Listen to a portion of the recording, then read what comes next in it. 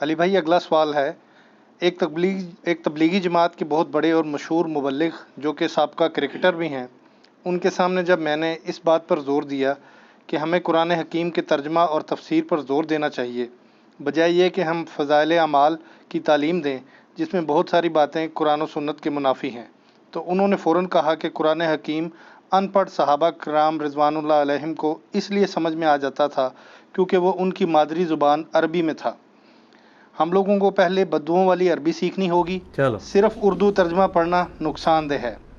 علی بھائی ضمن میں آپ سے ریکویسٹ ہے کہ قرآن پاک کی اس آیت اعوذ باللہ من الشیطان الرجیم بسم اللہ الرحمن الرحیم وَلَقَدْ يَسَّرْنَا الْقُرْآنَ لِلذِّكْرِ فَهَلْ مِن مُدَّكِرٍ کے حوالے سے ہماری رہنمائی فرمائیں، شکریہ۔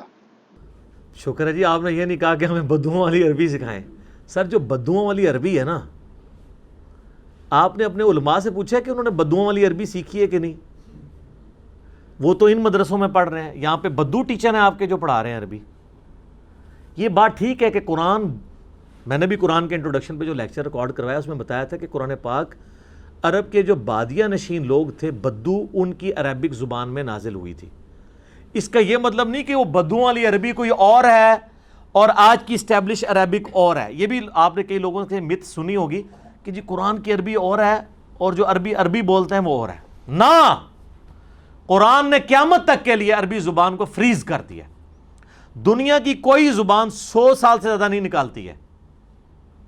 آپ ذرا 100 سال تو آج سے 70 سال پہلے کی اردو پڑھ کے دیکھ لیں، قرآن کے ترجمے 100 سال نہیں بھی ہوئے ترجموں کو ہوئے، اشرف علی تھانوی صاحب اور اعلیٰ حضرت امام رضا بریلوی صاحب اور باقی، ذرا ان کی اردو کے الفاظ دیکھیں، کئی ایک ٹھیک ہے، جاوے گا، ہم کہتے ہیں جائے گا، تو یہ جاوے تو لفظ ختم ہو چکا ہے۔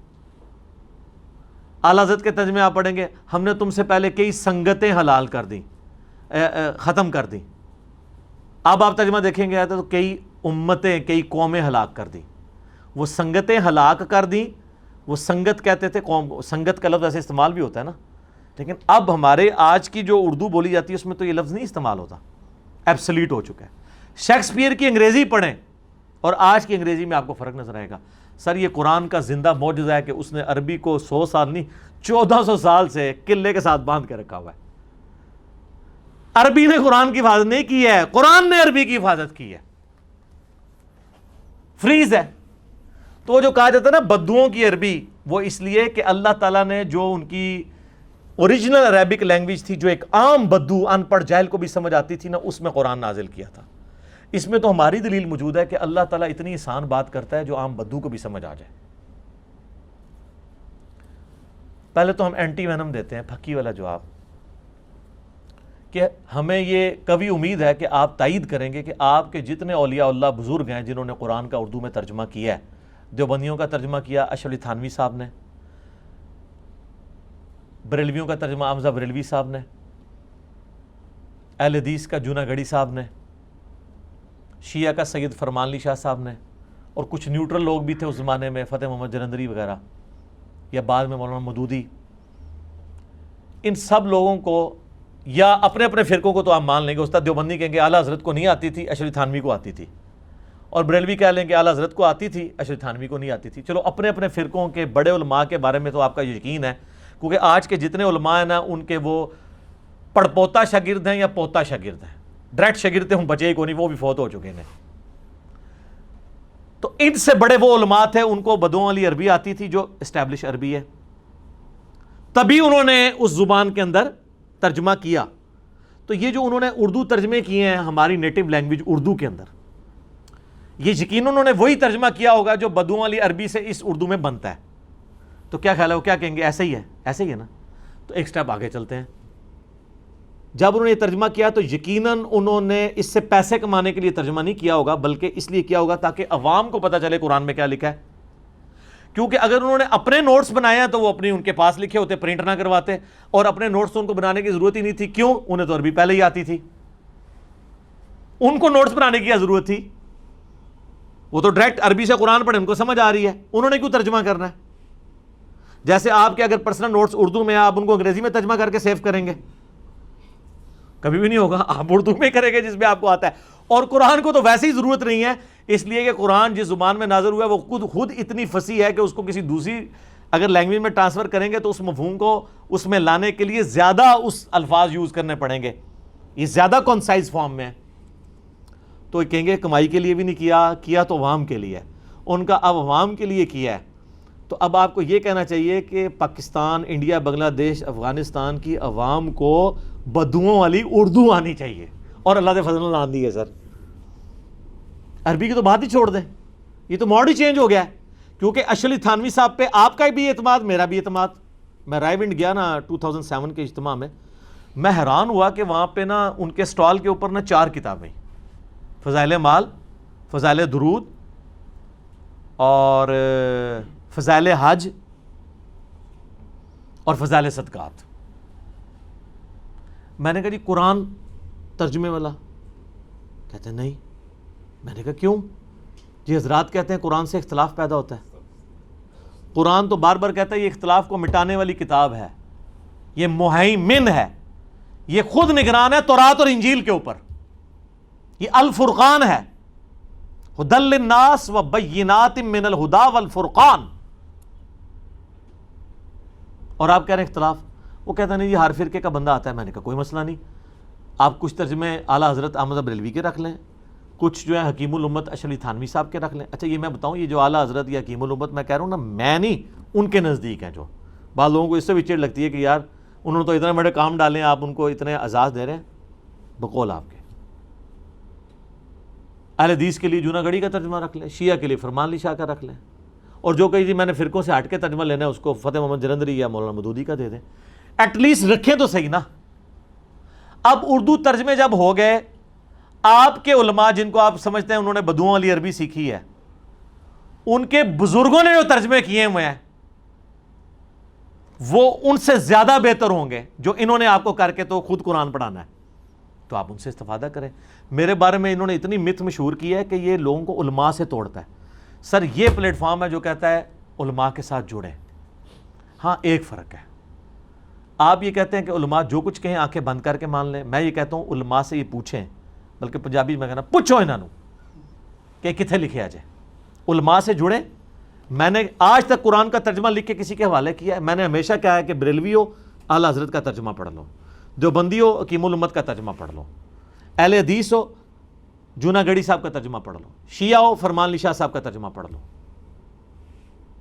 اور اس کے بعد دیکھو کہ جو اس ترجمے میں جو کچھ بات ہوئی ہے تمہارے مولوی اس کو پریکٹس کر رہے ہیں یا نہیں کر رہے. تو اب آپ کے مولوی کا مقابلہ ان کے بزرگ کے ساتھ ہو رہا ہوگا. اگر میں اشرف ثانوی صاحب کے ترجمے سے کوئی آیت پیش کرتا ہوں آپ کو اور آپ کا مفتی کچھ اور کہتا ہے تو اشرف تھانوی صاحب جیتیں گے، آپ کا مفتی ہارے گا، کیونکہ وہ تو ان کے شاگردوں کا شاگرد ہے. یا وہ کہ اشرف تھانوی نے یہ غلط ترجمہ کیا ہے، اس کا صحیح ترجمہ یہ ہے. اور اس میں جب کبھی بھی ہم قرآن کے اوپر لوگوں کو ایمفسائز کرتے ہیں تو اسی آیت کا حوالہ دیتے ہیں جو کم از کم قرآن حکیم میں 4 دفعہ تو آئی ہے نا. سورۃ القمر کی آیت نمبر 17 ہے، پھر 22 نمبر پہ بھی آئی، پھر آگے آئی وَلَقَدْ يَسَّرْنَا الْقُرْآنَ لِلذِّكْرِ فَهَلْ مِن مُدَّكِرٍ. اور ہم نے قرآن کو نصیحت کے لیے، تذکیر کے لیے آسان کر دیا ہے، تو ہے کوئی جو اس کتاب سے نصیحت حاصل کرے؟ لو جی اعلیٰ حضرت نے تو اس آیت کے ساتھ کام ڈالا، اس کا ترجمہ ہی چینج کر دیا. ہم نے قرآن کو یاد کرنے کے لیے آسان کر دیا ہے، تو ہے کوئی اسے یاد کرنے والا؟ اور اس کو لے گئے حفظ کی طرف. ہے کوئی یاد کرنے والا؟ وہ حفظ کی طرف لگا دیا. یار یہ ذکر کو یاد دہانی بھی کہتے ہیں، لیکن وہ یاد دہانی یہ نہیں ہوتی کہ رٹا مارنا. قرآن کے لیے بھی ہے اِنَّا نَحْنُ نَزَّلْنَا الذِّكْرَ وَإِنَّا لَهُ لَحَافِظُونَ. ہم نے اس الذکر یاد دہانی والی چیز کو نازل کیا، ہم اس کی حفاظت کرنے والے. یہ کس کی یاد دلاتی ہے؟ اللہ کی. تو قرآن حکیم میں جو آیا نا وَلَقَدْ يَسَّرْنَا الْقُرْآنَ لِلذِّكْرِ فَهَلْ مِن مُدَّكِرٍ، قرآن کو یاد کروانے کے، یاد سے مراد حفظ نہیں ہے، اللہ کی یاد دلانا، نصیحت. ہے کوئی یاد کرنے والا؟ یاد کرنے والا وہ حفظ والا نہیں ہے. ویسے یہ ان کو یہ ترجمے یہ لفظ ہی نہیں تھا استعمال کرنا چاہیے، اس سے تو دھوکہ ہو گیا، تو دھوکہ ہو گیا.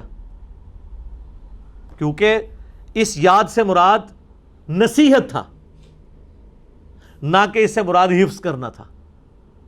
اور اسی لیے آپ دیکھ لیں نصیحت پکڑ رہی کوئی نہیں ہے. کدھر پکڑی انہوں نے نصیحت؟ الٹا آپ کو کہہ دیا جی قرآن ڈائریکٹ نہیں پڑھنا، آپ گمراہ ہو جاؤ گے. کیوں؟ قرآن بڑی مشکل کتاب ہے. اچھا فضائل اعمال اور فضائل سنت آسان کتابیں ہیں؟ ہاں جی وہ بہت آسان ہے. اس کا مطلب ہے اللہ نے جو پوری انسانیت کے لیے کتاب بھیجی تھی وہ دنیا کی مشکل ترین کتاب بنا کے بھیجی. اور آپ کے علماء کا انٹلیکچوئل لیول کو سلام ہے سر. جو کام اللہ سے نہیں ہو سکا آپ کے علماء نے کیا ہے کہ انہوں نے ایسی آسان کتاب لکھی جو ہر بندے کو سمجھ آ رہی ہے. کتنا خطرناک رزلٹ نکل رہا ہے اس کا.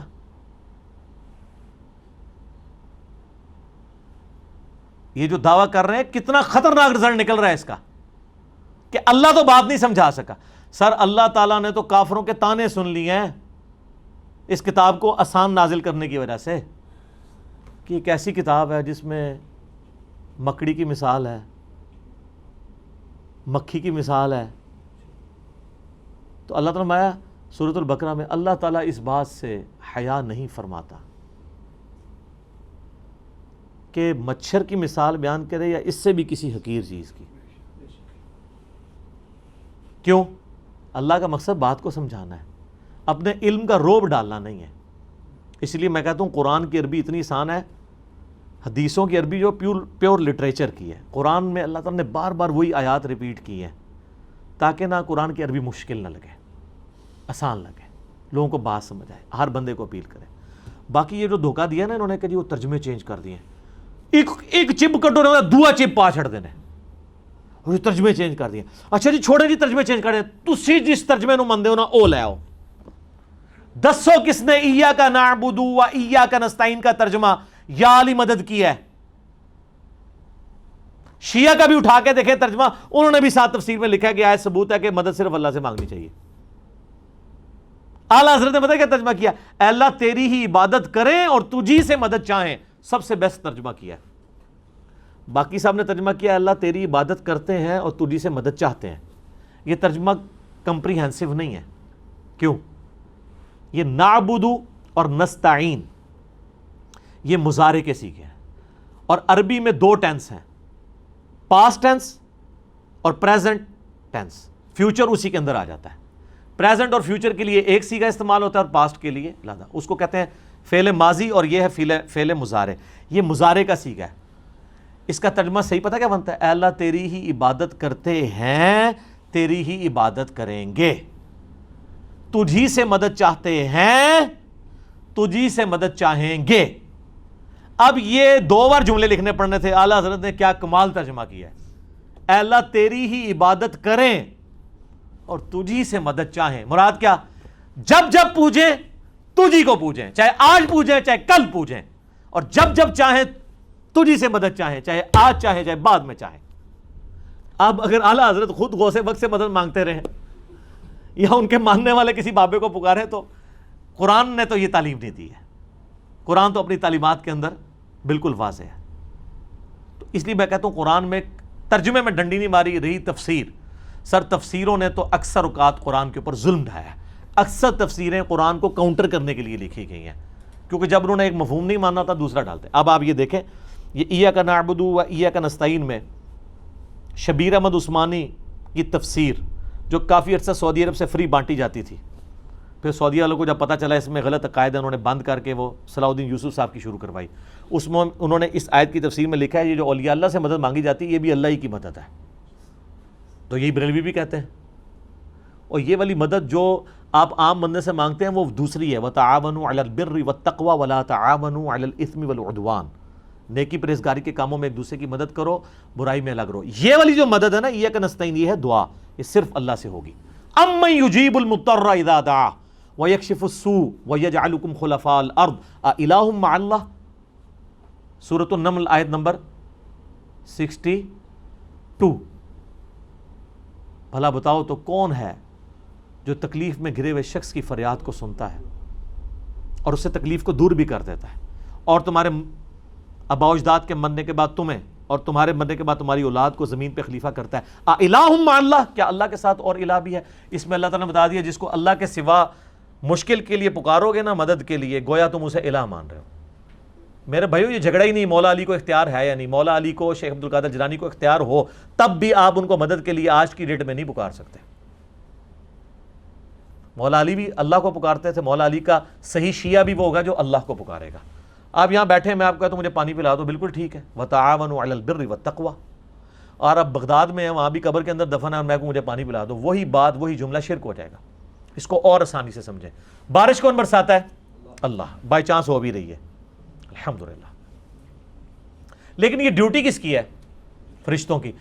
لیکن کبھی ہمیں وسوسہ بھی آتا ہے کہ ہم بارش کے لیے کسی فرشتے سے کہیں کہ اے فرشتے تجھے اللہ نے اختیار دے رکھا ہے تو مہربانی کر بارش اللہ کے اذن سے ہی نازل فرما دے، یا فرشتوں یہ پیغام دے دو کہ گرمی کا موسم قریب آ رہا ہے.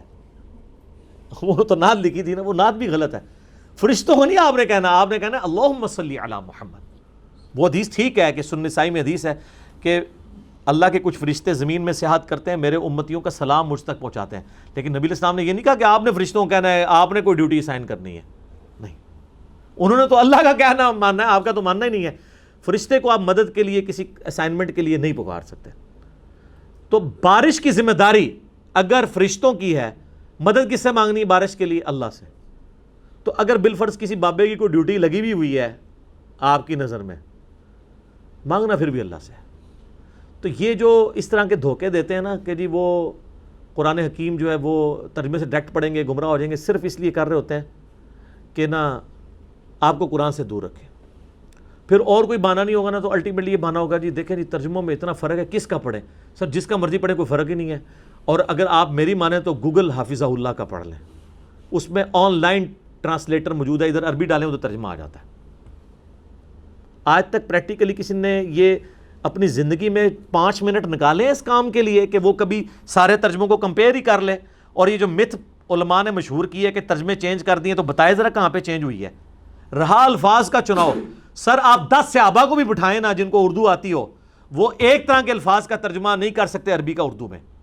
آپ 10 PhD انگلش بٹھا لیں جن کو اردو اور عربی آتی ہو، اور ان کو کہیں کہ جناب اس کا ترجمہ آپ ذرا کرو، کیا وہ 10 کے 10 ایک طرح کے الفاظ کے ساتھ ترجمہ کریں گے؟ نہیں. کبھی بھی ایک زبان دوسری زبان میں ایک طرح کے الفاظ کے ساتھ ٹرانسفر نہیں ہوگی. لیکن آپ یہ مانیں گے کہ وہ 10 کے 10 کا مفہوم ایک ہی ہوگا. اگر کوئی بسم اللہ کا ترجمہ کرتا ہے اللہ کے نام سے شروع، وہ بھی درست.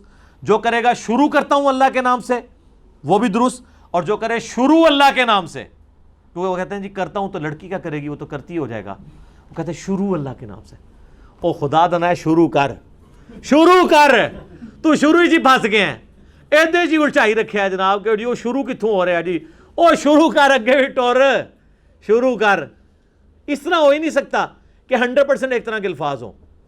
یہ سارے ان لوگوں کے دھوکے ہوتے ہیں. کبھی کس طریقے سے شیطان داخل ہونے کی کوشش کرتا ہے. لیکن سر اللہ تعالیٰ نے ہر بلا کے اوپر ایک بلا چھوڑی ہوئی ہے، ٹھیک ہے، کہ جو ان ساری بلاؤں کو غائب کر دیتی ہے. یہ جتنی لیم ایکسکیوزز پبلک کے سامنے لے کے آئیں گے ہم اتنے ہی ان کو جواب دیں گے. پھر دیکھیں فضائل مال میں انہوں نے لکھا ہے کہ جی 18 علوم چاہیے قرآن کی تفسیر کے لیے. یار تفسیر کرنے کا تو آپ کو کہہ ہی نہیں رہے، ہم تو کہہ رہے ہیں ترجمہ پڑھیں اور عمل کریں. ہمیں تو پتہ ہے کہ 18 علوم کے نام تو پہلے آپ کے علماء کو بھی نہیں آتے. اگر وہ آئیں گے بھی اس میں ایک سائنس کا علم ہے، وہ سرے سے نہیں آتا. آپ کے علماء تو آج تک یہ نہیں فیصلہ کر سکے کہ زمین ساکن ہے یا نہیں ہے. وہ بھی جینے صاحب آپ کو سمجھا رہے ہیں آ کے. جیالوجی کا علم ہے، ایمبریالوجی، باٹنی. وہ سر ایمبریالوجی سے سپیلنگ نہیں لکھ سکتے، علم تو بڑی دور دی گل ہے. تو 18 علوم تو ان کو بھی نہیں آتے سارے. سر یہ تفسیر کی بات ہے. قرآن کا جو مقصد ہے نصیحت، وَلَقَدْ يَسَّرْنَا الْقُرْآنَ لِلذِّكْرِ فَهَلْ مِن مُدَّكِرٍ، نصیحت کے لیے. یہ چلیے بھائی اس کا نمبر آئی تھنک شاید پہلے آپ نے سورہ قمر کا 17 بولا تھا، یہ 32 نمبر نہیں 17 پہ بھی ہے. ہاں جی 4 دفعہ میں نے کہا ریپیٹ ہوتا ہے. 32 پہ بھی ہوتا ہے، 17 سے سٹارٹ ہوتا ہے. آپ ذرا کھول کے 17 دیکھیں. جی جی جی 17 بھی ہے، 22 بھی ہے، 32 بھی ہے. تو جیالوجی کا علم ان کے پاس آیا ہوگا؟ نہیں. 18 علوم ہے. اچھا 17 علوم کے بعد انہوں نے لکھا کہ 17 علوم تو آپ حاصل کر لیں گے، 18 واہ بھی ہے. واہ بھی پتہ کیڑا ہوتا ہے؟ God gifted. آپ 17 حاصل بھی کر کے آ جائیں، آپ کہیں گے جی وہ تو نہیں ہے آپ کو. ظاہر ہے وہ تو کون کلیم کر سکتا ہے؟ یہ جو کلیم کیے ہوئے ہیں وہ بھی نہیں کر سکتے، کیونکہ بریلویوں کے کلیم کیے ان کو دیوبندی نہیں مانیں گے، دیوبندیوں کو وہ نہیں مانیں گے، اہل حدیث ان کو نہیں مانیں گے، سنی ان کو نہیں مانیں گے، شیعہ ان کو نہیں مانیں گے. اور کہتے ہیں 18 علوم. یہ تفسیر کے لیے ضرور چاہیے ہوں گے. قرآن کا مقصد تفسیر نہیں ہے، نصیحت حاصل کرنا ہے. اور نصیحت والی آیات قرآن میں بالکل واضح ہیں، اطیعوا اللہ و اطیعوا الرسول۔ سورہ آل عمران کی آیت نمبر 7 ہے کہ قرآن حکیم کی آیات کی 2 اقسام ہیں، ایک محکمات اور متشابہات۔ اور اللہ تعالیٰ نے فرمایا کہ محکمات کتاب کی ماں ہے، سب کچھ دین وہی ہے۔ محکم کیا ہے؟ جس میں احکامات آئے ہیں، سود سے بچو، زنا سے بچو، چوری سے بچو، نماز پڑھو، زکوٰۃ دو، اللہ کی راہ میں خرچ کرو، حج کرو، جس میں امر بالمعروف و نہی عن المنکر کے اعتبار سے۔ تو یہ سارے واضح ہیں، اس کے لیے کوئی راکٹ سائنس کی ضرورت ہے؟ عقیدہ تو سارے کا سارے ہی محکم ہے، لیکن جس نے ایاک نستعین نہیں ماننا اس کے لیے وہی متشابہ بن جائے گا۔ وہ پھر تفسیریں کالی کریں گے، اتنے پورے قرآن کی تفسیریں لکھ کے فوت ہو جائیں گے، قرآن ہی نہیں سمجھ آئے گا۔ تو میں کہتا ہوں پہلے قرآن ایک دفعہ ترجمے سے پڑھیں۔ صوت القرآن چینل کا یوٹیوب پہ اویلیبل ہے، عربی قرآن اور ترجمہ، وہ سنیں۔ ایٹ لیسٹ زندگی میں مرنے سے پہلے ایک دفعہ اس کو کور کر لیں، تفسیر بعد میں پڑھ لیجیے گا، پہلے یہ سیکھیں کہ چھوٹے چھوٹے نوٹس ساتھ ساتھ بناتے جائیں، آپ کو پتہ چلے گا آپ کو اکثر باتیں انہوں نے آؤٹ آف کانٹیکسٹ بتائی ہوئی ہیں، جھوٹ بتائی ہوئی ہیں۔ ہمارے محلے میں نا جب کئی لوگ میری وجہ سے گمراہ ہونے شروع ہوئے انورٹڈ کاماس میں، ایک دیوبندی مفتی انہوں نے بلا کے نا درس کروایا، اور آیت کے ایک ٹکڑے پہ وَأُولِي الْأَمْرِ مِنْكُمْ، سورہ نساء نمبر 59، اور اس سے انہوں نے امام حنیفہ رحمہ اللہ تعالیٰ کی تقلید ثابت کی کہ اطاعت کرو اللہ کی، رسول کی اور امام حنیفہ کی۔ حالانکہ امام حنیفہ کی یہ بھی تقلید نہیں کر رہے، کیونکہ امام حنیفہ کو کینگرو کا نہیں پتہ، ان کو قطبین پہ نماز کا مسئلہ نہیں پتہ کہ 6 مہینے کا دن 6 مہینے کی رات ہوتی ہے، ان کو انتقال خون کا نہیں پتہ، پوسٹ مارٹم کا نہیں پتہ، ویڈیو کیمرے کا نہیں پتہ، جس کے آگے سے مولوی ہٹتے نہیں ہیں۔ یہ تو آج کے اجتہاد تو قیامت تک جاری ہے، آج کے تو زیادہ تر مسائل تو امام حنیفہ کے دور کے مسائل نہیں تھے۔ تو اولی الامر منکم، اولی الامر منکم خلیفۃ المسلمین کے بارے میں اس پہ ہی وہ پورا اس نے لیکچر دیا۔ تو وہاں ہمارے ایک بھائی جن کی داڑھی بھی نہیں تھی، وہ کھڑے، ان کا حضرت صاحب یہ آیت آگے بھی پڑھے نا، یہ آیت پوری تو نہیں آپ نے پڑھی، یہ آیت ہے یا ایھا الذین آمنوا اطیعوا اللہ واطیعوا الرسول واولی الامر منکم فان تنازعتم فی شیء فردوہ الی اللہ والرسول۔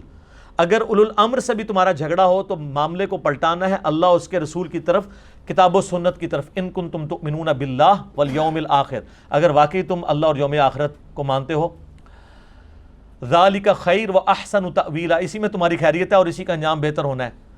تو یہ آگے آپ پڑھیں نا، اس میں تو آیا کہ آپ تقلید اگر مطلقاً ہوتی تو امام سے اختلاف ہی نہ ہوتا، یہ تو اس امام سے اختلاف کا کہا گیا ہے کتاب و سنت کی روشنی میں۔ وہ کہتا ہے جی میرا درس بس صرف اتنے حصے پہ تھا۔ سر آندہ کے لیے آپ ایسے درس کیا رکھیں، نماز کے قریب مت جاؤ۔ پھر ہمارا کوئی اسٹوڈنٹ آپ اٹھ کے کہے گا سر آگے پڑھے لکھا ہوا ہے جب تم نشے کی حالت میں ہو۔ اس سے اگلا درس رکھیں کہ اللہ ہی عیسیٰ ابن مریم ہے، پھر ہمارا اسٹوڈنٹ آپ کو بتائے گا اس سے پیچھے بھی لکھا ہے لقد کفر الذین قالوا ان اللہ هو المسیح ابن مریم۔ کہانیاں، ڈرامے، 2 نمبریاں۔ تو اللہ کا فضل ہے کہ یہ پلیٹ فارم دعوت حق، اس کی جو دعوت حق کی طاقت، میں نہیں کہتا ہماری طاقت ہے، وہ اسی پہ ہے کہ ہم نے لوگوں کو کتابوں سے جوڑا ہے، اور ہم ان بابوں کو مانتے ہیں جو کتابوں کو مانتے ہیں۔ جو بابے کتابوں کو نہیں مانتے واللہ انہوں نے تو عزت یہ ویل کی تھی اسی بنیاد پہ۔ آپ کسی بزرگ کی عالم دین کی عزت کیوں کرتے ہیں کہ یار اس کو قرآن حدیث کا علم ہے، اور اگر وہ قرآن حدیث کا دشمن ہو، نہ خود پڑھے نہ کسی کو پڑھنے دے، اور الٹا کہے کہ جو ڈائریکٹ پڑھے گا گمراہ ہو جائے گا، وہ عزت کے قابل رہ جائے گا؟ مجھے لوگ اکثر کہتے ہیں جناب جن بزرگوں کے ذریعے آپ تک یہ قرآن و حدیث پہنچے آپ ان کا احترام نہیں کرتے۔ سر میں کرتا ہوں، میں ان بزرگان دین کا بھی احترام کرتا ہوں، میں ان انگریزوں کا بھی احترام کرتا ہوں جن کے پرنٹنگ پریس پہ اتنی کلرڈ بک دارالاسلام نے چھاپی ہے، اگرچہ میں ان انگریزوں کو رحمت اللہ علیہ نہیں کہہ سکتا کیونکہ وہ کفر پہ مرے ہیں۔ آپ کو اس لیے نہیں کہہ سکتا کہ آپ کے بزرگوں میں اکثر گستاخانہ عبارتیں ہیں۔ تو صرف بزرگوں کا نام نہ لیں کہ کتابیں انہوں نے بچائی ہیں، نہ، آپ کے بزرگوں پہ ہوتا تو 8-10 ہی بخاری کے نسخے ہوتے۔ یہ تو انگریز کا کمال ہے، اس نے پرنٹنگ پریس آپ کو دیا ہے تو آج گھر گھر میں بخاری موجود ہے۔ یہ انگریز کا کمال ہے کہ یوٹیوب دی ہے اور جناب اپلیکیشنز اسلام 360 یا مکتبۃ شاملہ بنے ہیں، ایزی قرآن و حدیث بنے ہیں۔ اس میں آپ کے بزرگ کا کیا کمال ہے؟ وہ تو ایک گھڑی نہیں بنا سکے جس میں آپ نماز کا ٹائم سیٹ کر سکیں۔ تو اب آپ اس طرح کریں، انگریزوں کی عزت کرنا شروع کر دیں، ان کے آگے اونچا سانس لینا چھوڑ دیں، ان کا احترام شروع کر دیں، کیونکہ انہوں نے دین آپ تک پہنچایا نا، کنٹریبیوشن ہے۔ تو کیا کہیں گے؟ نہیں یار، جب ان کے عقیدے کتابوں کے مطابق نہیں، بے شک انہوں نے خدمت کی ہے، تو یہ تو آپ کو کہہ رہے ہیں۔ اور اگر آپ کے قرآن و حدیث سے ثبوت تو سن لیں، بخاری مسلم دونوں میں حدیث ہے، نبی علیہ السلام نے فرمایا اللہ تعالیٰ فاسق سے بھی دین کا کام لے سکتا ہے۔ وہ کہتے ہیں جی محمد بن قاسم اگر آل امیہ سے تھا تو اسلام پھر کیسے یہاں پہنچا ہوگا؟ اگر اس نے، میں کہتا ہوں جی اگر وہ اسلام لے کے بھی آئے تو اس سے اس کی غلط چیزیں غلط ہی رہیں گی. حجاج ابن یوسف نے اگر کوئی اچھا کام کیا ہے، عبد الملک بن مروان نے قبۃ الصخرہ ڈوم آف دا راک یروشلم میں بنوایا ہے، تو ہزاروں صحابہ کو بھی تو قتل کروایا ہے انکلوڈنگ عبداللہ ابن زبیر. تو آپ وہ کام اپنی جگہ، برائی اپنی جگہ. اللہ فاسق سے بھی دین کا کام لے سکتا ہے، اور ان کی مت تو ویسے ہی ختم ہو گئی ہے. سر آپ کے بابوں نے کلمے پڑھائے تھے یا نہیں پڑھائے تھے؟ ڈاکٹر ذاکر نائک حافظہ اللہ تعالیٰ نے سینکڑوں ہندوؤں کو، جن میں ہندوؤں کے پنڈت بھی شامل ہیں، آن کیمرہ کلمہ پڑھایا ہے. تو یہ ہزاروں جو لوگ مسلمان ہوئے ہیں ڈاکٹر ذاکر نائک کے ہاتھ پہ، تو کیا بریلویوں نے ڈاکٹر ذاکر نائک کو جو ہے وہ مان لیا ہے شیخ الہند، غوث وقت؟ کیا کہیں گے؟ وہ کہیں گے کلمہ پڑھایا تو کیا ہوا، عقیدے تو صحیح نہیں نے. تو سر تواڈے بھی، تواڈے بابے نے عقیدے بھی ٹھیک نہیں نے، کلمہ پڑھایا تو کیا ہوا؟ جو آپ بات کریں گے، جو آلو آپ ہمیں فٹ کریں گے، آپ کو پتہ نہیں اس سے پہلے آپ کو فٹ ہو رہا ہوگا. تو آپ نے اگر ہماری بات پہ آنا ہے تو آئیں. اسی کو ہم نے عرض کیا ہے کہ مرنے سے پہلے اے مسلمان کر لے اس پہ غور. کتابوں کا خدا اور ہے، بابوں کا خدا اور. کہنے کو تو دین سب کا اسلام ہے، لیکن کتابوں کا جہاں اور ہے، بابوں کا جہاں اور. تو یہ ذہن میں رکھیے گا، جب تک بابے راستے سے نہیں ہٹتے امت کو آپ نہیں جوڑ سکتے. مجھے مولانا اسحاق صاحب سے، طارق جمیل صاحب سے جو بنیادی اختلاف ہے نا، وہ یہی ہے. وہ یہ سمجھتے تھے کہ اپنے اپنے بابے قائم رکھتے ہوئے امت میں اتحاد ہو جائے. نہیں ہو سکتا، کیونکہ بابے تو ایک دوسرے کو مسلمان ہی نہیں سمجھتے. ان کے ماننے والے کیسے ان کو ایک دوسرے کا احترام کر سکتے ہیں؟ جو طارق جمیل صاحب کہتے ہیں اپنا چھوڑو نہ کسی کا چھیڑو نہ، نہیں، ہم کہتے ہیں اس کے الٹ ہے. پہلے اپنے آپ سے دستبردار ہوں اور دوسرے کو بھی چھیڑیں، ہو سکتا ہے کچھ بات اس کی بھی ٹھیک نکل آئے. اور مولانا اسحاق صاحب کیا کہتے تھے؟ احمد زابی رحمۃ اللہ علیہ، اشرف تھانوی بھی رحمۃ اللہ علیہ، ٹھیک ہے جی، فلانا بھی رحمۃ اللہ علیہ. اور جب ہم کہتے ہیں یار یہ عقیدوں میں خرابیاں موجود ہیں، وہ کہتے تھے وہ ٹھیک ہے، خدمات بھی ہیں، اس سے امت کو جوڑا جائے. امت کبھی نہیں جوڑے گی، اس لیے کہ وہ دونوں رحمۃ اللہ علیہ ایک دوسرے کو مسلمان نہیں سمجھتے تھے. تو لوگ مولانا اسحاق کی بات مانیں گے یا احمد بریلوی صاحب کی؟ احمد بریلوی صاحب نے حسام الحرمین میں علماء دیوبند کے بارے میں ڈکلیئر کیا ہے کہ یہ مرتد اور واجب القتل ہیں، اور اجماع ہے ان کے اوپر. اور وہ عام علماء دیوبند نہیں، اشرف تھانوی، رشید احمد گنگوئی، اسماعیل امبیٹوی. اور کتاب کا نام رکھا حسام الحرمین، حرمین کی تلوار. تو تلوار ظاہر ہے ساروں کے اوپر چلا رہے ہیں. اس کے جواب میں یہ 1905 میں لکھی گئی، 1906 میں لکھی گئی المحند علی المفند، ہند کی تلوار ایک مفند سٹھیائے ہوئے بابے کے اوپر. اور سٹھیائے ہوا بابا انہوں نے احمد بریلوی کو کہا، اور اس میں لکھا انہوں نے کہ احمد بریلوی ان کی پوری جماعت ایک شیطانی لشکر ہے جو ہم پہ حملہ آور ہو گیا. کام بھی ختم. سر بابوں کو چھوڑیں گے تب کتابوں پہ اتفاق ہوگا. کتابوں پہ اتفاق ہو سکتا ہے، بابوں پہ کبھی نہیں ہو سکتا. ہاں ایک شخصیت پہ ہو سکتا ہے، محمد رسول اللہ صلی اللہ علیہ وآلہ وسلم، دیٹس آل. ورنہ یہ آپ قیامت تک لڑتے رہیں گے. اور سر پریکٹیکلی ہم نے یہ اتفاق کروا کے آپ کے سامنے رکھ دیا ہے. ایسا اتفاق رہا ہے کہ ہماری وجہ سے ہمارے مخالفین نے آپس میں اتفاق کر لیا ہے. اتنا بڑا اتفاق آپ نے دیکھا تھا کہ بریلویوں کے پیج کے اوپر اہل حدیثوں کی ویڈیوز چل رہی ہوں میرے خلاف، اور اہل حدیثوں کے پیج کے اوپر بریلویوں کی ویڈیو چل رہی ہوں میرے خلاف.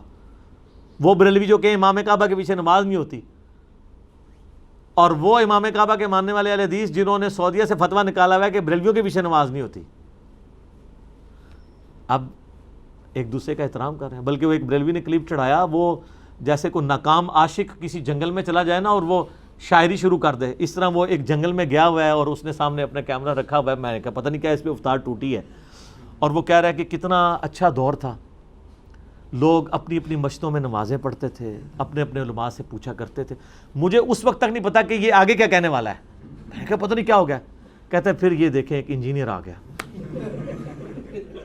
اب لوگوں کا علماء سے اعتماد ہی اٹھ گیا.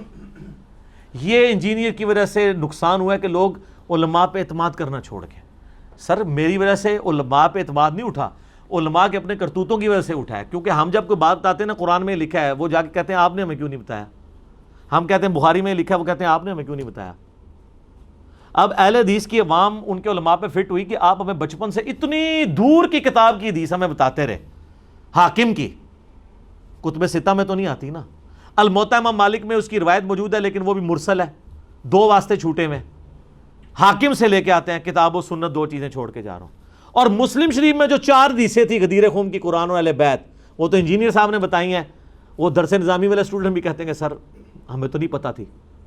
اور اگر وہ کہتا نا ان کو پتہ تھی تو یہ ایک عالم دین بتائیں کہ میری ویڈیو بننے سے پہلے کبھی کسی عالم نے غدیر خم کی حدیث کے اوپر ویڈیو کبھی ریکارڈ کروائی ہو. اب تو لوگ کروا رہے ہیں، اب تو وہ لال ربال والا بھی مولا علی کہتا ہے، ٹھیک ہے. اب اس کو نہیں، اب پتہ چلا ہے کہ مولا کا معنی جو ہے وہ آقا بھی اور جگری یار بھی ہوتا ہے، صرف مشکل کشا نہیں ہوتا.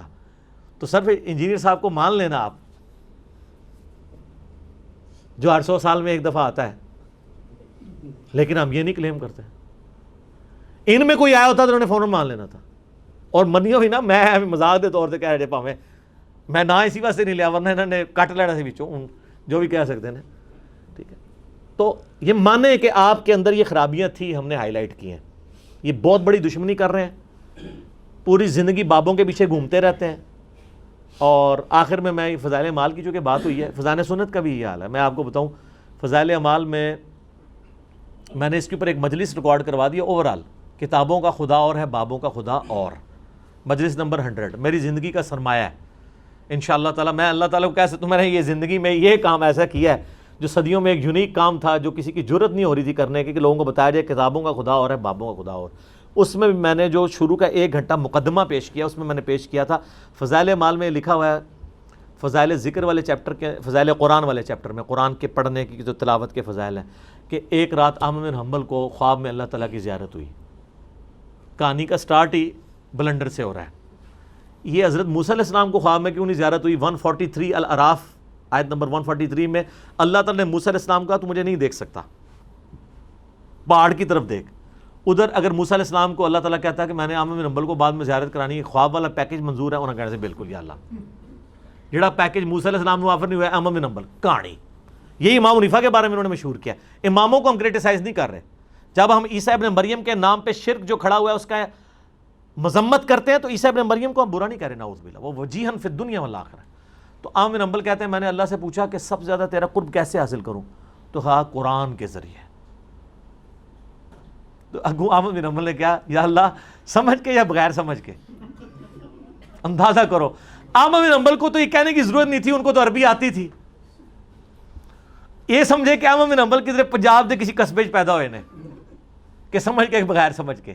اور اس سے بڑی بات یہ احمد بن حنبل کو جاہل مانتے ہیں کیونکہ عالم کو تو عربی آتی ہوتی ہے. انہیں سمجھا کہ احمد بن حنبل کوئی مویشی ڈنگر پالنے والا کوئی بندہ ہوگا، تو وہ اس نے آگے سے پوچھ لیا. یا ہو سکتا ہے یہ تعویل کریں کہ انہوں نے اپنے ہاستے نہیں پوچھا سی، تو اڈے ہاستے پوچھا سی، چلو جی ایمان. تو اللہ نے کہا کہ چاہے سمجھ کے چاہے بغیر سمجھ کے. تو قرآن کیا اس لیے نازل ہوا ہے کہ بغیر سمجھے؟ پورے قرآن کا مقدمہ یہ ہے کہ قرآن ہم نے نصیحت کی نازل کیا. سورہ محمد میں آتا ہے کیا تمہارے دلوں کے اوپر تالے پڑے ہوئے ہیں، تم قرآن کے اوپر تفکر نہیں کرتے ہو؟ سورہ صاد کے اندر آئی ہم نے کتاب اس لیے نازل کی کہ تاکہ اس کی آیات پر غور کیا جائے اور عقل مند لوگ اس سے نصیحت حاصل کریں. فی البدی بے شمار آیات ہیں، میں نے اس پہ پورا ریسرچ پیپر لکھا ہے، امام الانبیاء کی دعوت قرآن، ریسرچ پیپر نمبر 4، کہ قرآن تو اس لیے نازل ہی نہیں ہوا تھا کہ اس سے مردے بخشوائے جائیں، یہ تو قرآن تعلیم کے لیے نازل ہوا تھا. تو کتنے غیر محسوس طریقے سے انہوں نے قرآن کی نفرت آپ کے دلوں میں ڈالی ہے. تو ان علماء نے تو دین کی حفاظت کرنی تھی، لیکن الٹا یہ خود دین کے دشمن بنے. ابھی میں نے اور بہت کچھ باتیں کرنی ہیں لیکن ضرورت نہیں ہے. میں نے پچھلے دنوں ایک ویڈیو ریکارڈ کروا دی ہے علماء کے فضائل کے اوپر، علماء سو کے، بلعم بن باعورہ والی. آیا چاس آیا ویڈیو دیکھ کے؟ ایک ایک حوالہ ڈسپلے کرایا ہے سائڈ پہ، تو وہ میری ویڈیو دیکھ لیں. باقی جتنی میں نے باتیں کرنی ہے نا وہ ان 35 منٹس کے اندر میں نے کی ہوئی ہیں، ورنہ یہ 35 منٹ اور کلپ آگے چلا جائے گا. ٹھیک ہوگا جی.